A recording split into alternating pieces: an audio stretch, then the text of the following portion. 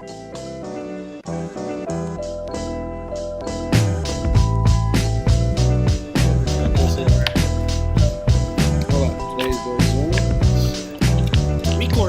Hello guys, my name is Nelson, My name is Bruno.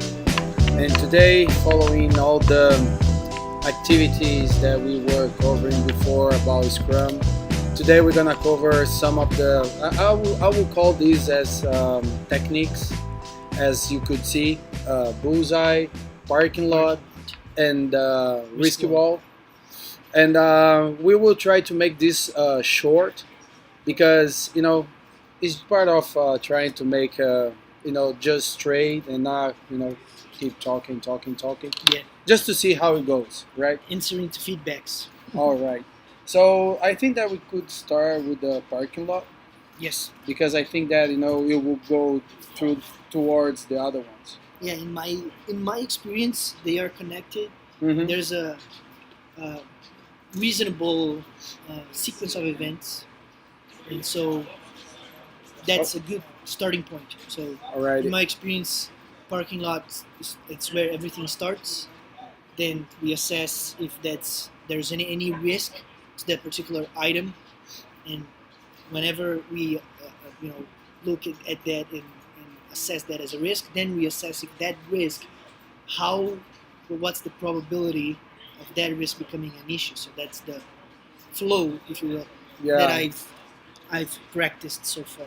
Yeah, I have seen, with not only on squads, but I have seen these parking lot being used during workshops, trainings, because when you see like someone that is trying to teach or maybe sharing some knowledge, people might want to anticipate and might want to do and ask questions during someone's presentation. And I think that parking lot is pretty good artifact or technique that you won't stop someone meanwhile they are speaking. So you can know if you have like questions or doubts, you might put on the parking lot, and then the team might be able to visit at the end of the presentation. So people might get focused on not only on a workshop, maybe on the stand up or a retrospective. If you have any concerns, questions, or doubts, you might use the parking lot. And the curious thing you mentioned and makes totally sense when it should not be a deposit, right? Yeah. We were Storage talking before, unit. like people leaving stickies on the parking lot and are never visit. Yeah, forgetting about it. Yeah, so Yeah. that's topic number 2, right? So like you said, we can also use it for training sessions and any sort of brainstorming sessions where you realize that someone is diverting the subject. It's basically going on a different direction that is intended. You can always ask that to be left to a different moment. So that's the purpose of the parking lot, is to keep us honest to the topic in play. So if, like you said, if we are doing iteration planning, the purpose is to look at the backlog and not to discuss any problems. All right. So if someone is talking about a problem, then that's a retrospective item. So as a Scrum Master or an iteration manager or any team member, anyone can just come in, hey guys, we can use the Elmo The Elmo. tool, Mhm. enough let's move on tool, the character, and you just ask for that item to be left for a different moment, Mhm. for a separate discussion, because that's not the purpose of that meeting. So that's when we talk about, like, these are not meetings, these are tools, like you said. So this is also an amazing benefit of time boxing Yeah, I And, was about to say that. in Agile ceremonies, because all these, this is when, this is the aha moments. This is when we see the hidden benefits. So in this particular case, if we are successful in implementing these tools and these ceremonies correctly, right? Eventually, they will run a lot faster, and we won't need additional meetings. Like, one of the challenges of new squad or teams that are migrating from waterfall to Agile is we have too many meetings now. But the purpose is not to maintain the meetings that you have, but replace them. Mm-hmm. So in this situation, when we're talking about parking lot, the parking lot is very useful to helping you stay honest to the subject in play. Don't divert. Remember that the parking lot, although it's just a room in the wall for you to put stuff in to talk later, is very powerful. And it makes sense because then I think that we can go to the other subject, which is the risk wall, just because if people might not use correctly the parking lot, some important items you know might be stuck on the parking lot that maybe in the future might become a risk or Right. an issue, right? So Exactly. that's why it's pretty important that you decide with the team, like during the sprint, a moment to visit the parking lot and try Right. to understand what does those cards means, because might be something that might become a risk or in a big issue in the future. Right, and that's a great point. So for all of you Scrum Master and iteration managers out there, your role as a facilitator is also to facilitate these tools and the actual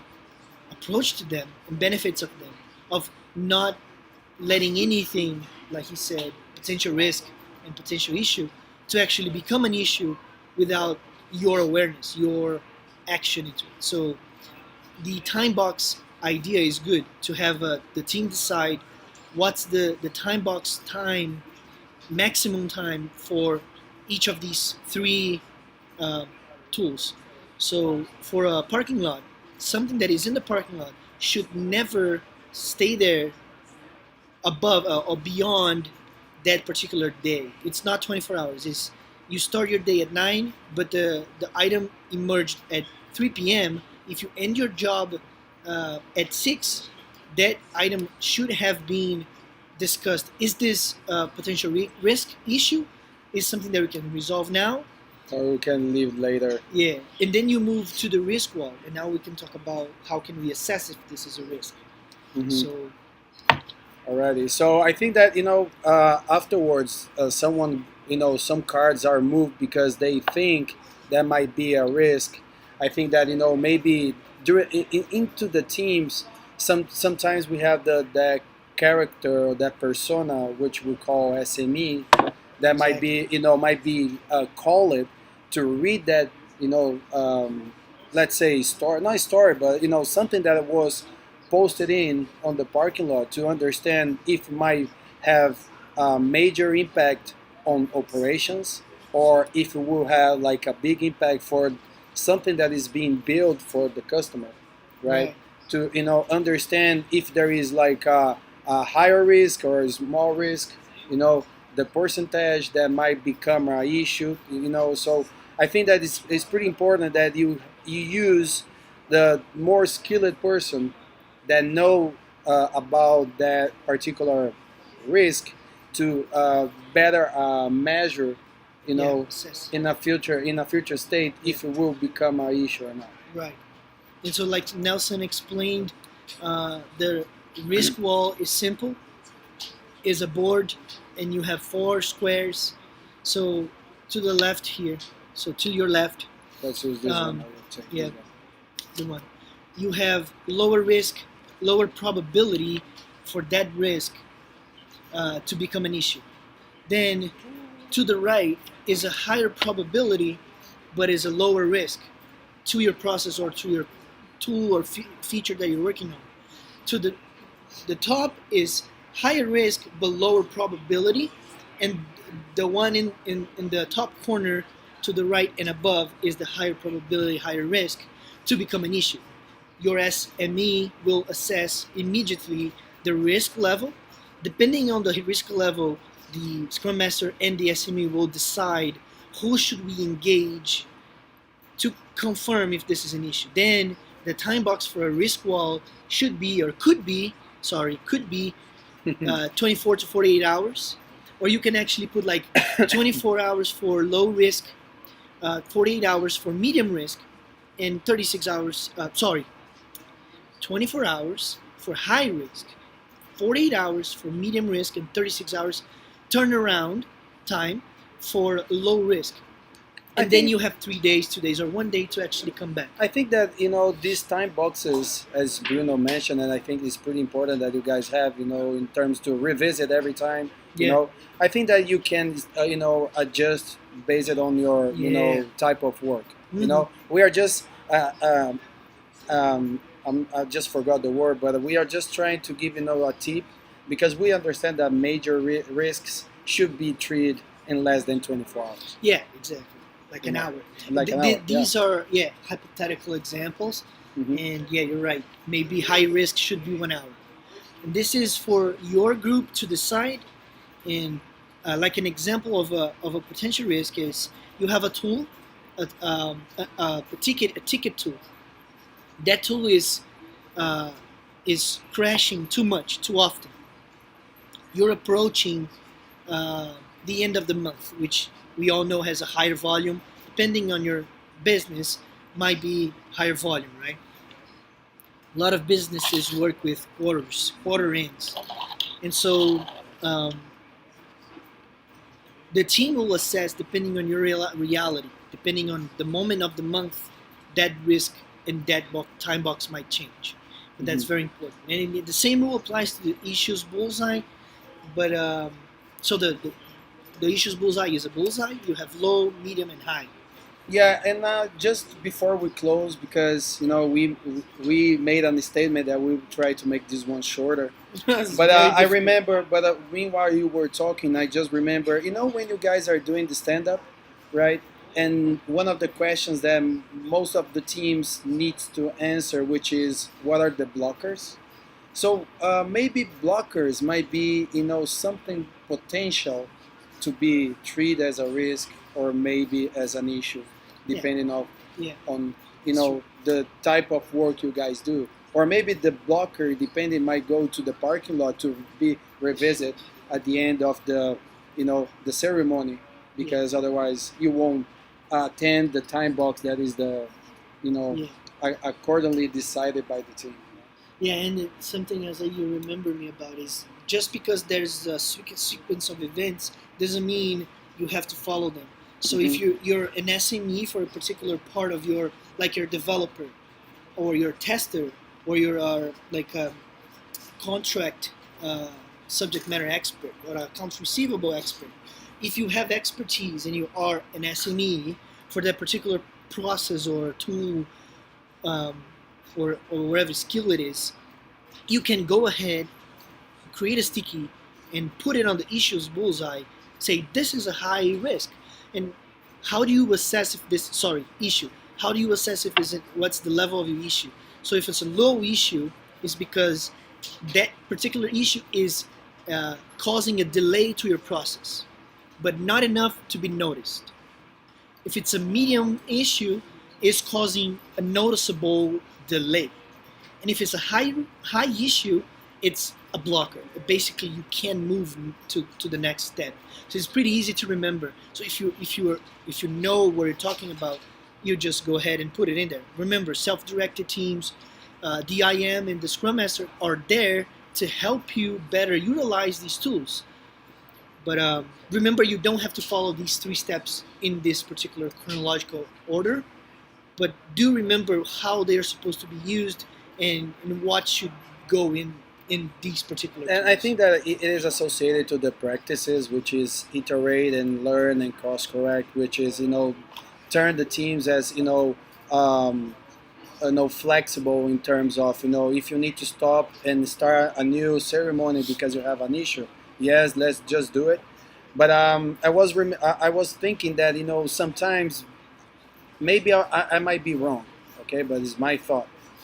But I think that when we are talking about issues in particular, like low, medium, and high, maybe starting from, I would say low, you might call your product owner, because depending on the type of services you might be doing, the person is not the client. I mean, he's part of the team, and he is the voice of the customer. So I think that getting issues and risks aligned with the product owner might give them power to anticipate and communicate to the customer any delays or any type of